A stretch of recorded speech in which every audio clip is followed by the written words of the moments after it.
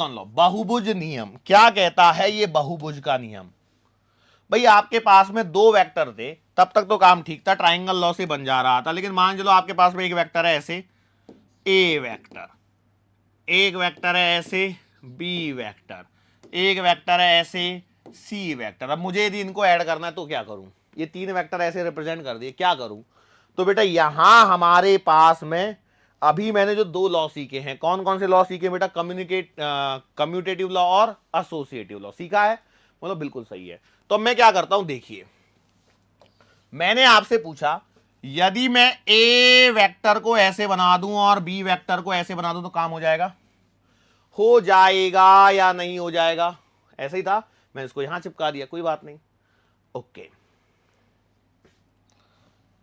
अब इन दोनों का यदि मुझे एडिशन निकालना है तो मैं कुछ ऐसा बनाऊंगा, इन दोनों का एडिशन कहीं ऐसा आएगा।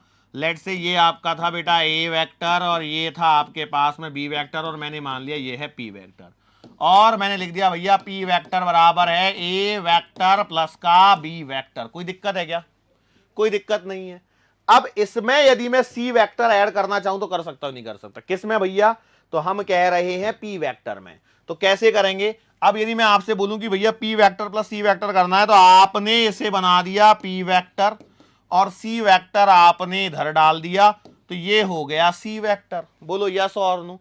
अब मैं क्या यदि इसे क्लोज कर दूं तो ये क्या देगा बताओ? ये क्या दे रहा है? ये जो साइड है ये दे रही है आपको पी वेक्टर प्लस का सी वेक्टर। बोलो यस और नो। तो भैया आपको मिल रहा है पी वेक्टर प्लस का सी वेक्टर, लेकिन पी वेक्टर आपका क्या है? ए वेक्टर प्लस का बी वेक्टर प्लस का सी वेक्टर। यस और नो? मतलब आपने क्या ये टारगेट अचीव कर लिया, A vector plus B vector plus C vector? Yes और नो? तो इसमें आपने क्या किया? बेसिकली आपने triangle law of vector addition को दो बार अप्लाई किया। ठीक है, कितनी बार अप्लाई किया? दो बार अप्लाई किया। तो यहां से दिमाग लगा लगा के और अपने मैथमेटिशियंस कीजिए कहिए या फिजिसिस्ट कहिए या वैज्ञानिक कहिए, जो भी है जिन्होंने भी दिमाग लगा के, और फाइनली आपके पास में शॉर्टकट दे दिया। उन्होंने सोचा यार ये ऐसे इतना क्यों घूमना है? सोचो भाई ये जो पी वेक्टर है वो यहीं बन रहा है और यहीं से मैं इसे खींच रहा हूं। मतलब यदि मैं सी वेक्टर यदि यहां डाला होता, यदि सी वेक्टर यहां डाला होता तो क्या मैं ये लाइन यहां से खींच के भी तो काम बना सकता था? सोचो कुछ कुछ वैसा ही बन रहा है क्या? हाँ, बात तो लग तो रही है वैसी वैसी। यही पॉलीगॉन लॉ का कॉन्सेप्ट हो गया।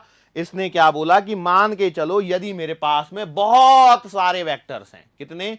बहुत सारे वेक्टर्स हैं, बहुत हैं, कोई कमी नहीं है हमारे पास सदिशों की। ऐसे बहुत सारे वेक्टर्स हैं। यदि मैं किसी उनके वेक्टर्स को मैग्नीट्यूड और डायरेक्शन वाइज यदि एक पॉलीगॉन्स की साइड से कंटिन्यूअसली एक ऑर्डर में लेता चला जाऊं और रिप्रेजेंट करूं, तो जो फाइनल क्लोजिंग साइड होगी that will be the resultant.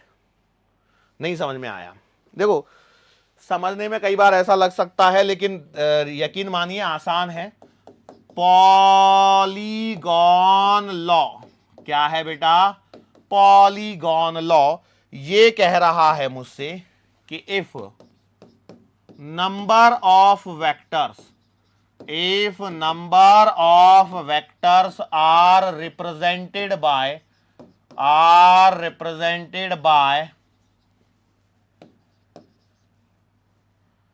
sides of polygon